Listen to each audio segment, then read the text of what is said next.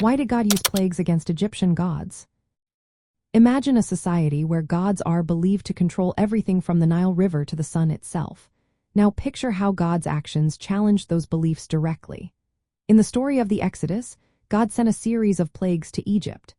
Each one was more than just punishment. It was a message to the Egyptian people and their gods. These gods were thought to have power over natural elements and life. But God showed that He was the true ruler over all creation. For example, the first plague turned the Nile's water into blood. That was a direct attack on Osiris, the Egyptian god associated with the Nile and fertility. If the Nile was turned to blood, it meant Osiris could not protect or sustain Egypt. The frogs that came during the second plague challenged Hukut, the frog-headed goddess of fertility. When the dust turned into lice or gnats, it opposed Geb, the earth god.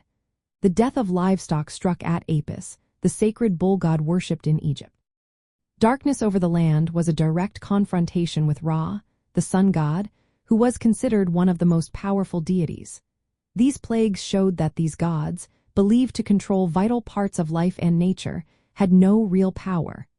God was demonstrating His authority over all of them. The plagues also had a purpose beyond showing His power. They were meant to persuade Pharaoh to free the Israelites from slavery.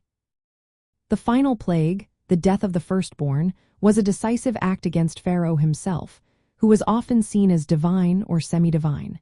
This all points to a simple truth: God's sovereignty is above all earthly powers and idols. These acts made it clear that no god could stand against the true God. They also proved that God cares deeply for His people and will act to deliver them. So, the plagues weren't just punishments. They were a divine declaration that the true God is the one true ruler over everything, including the gods of Egypt.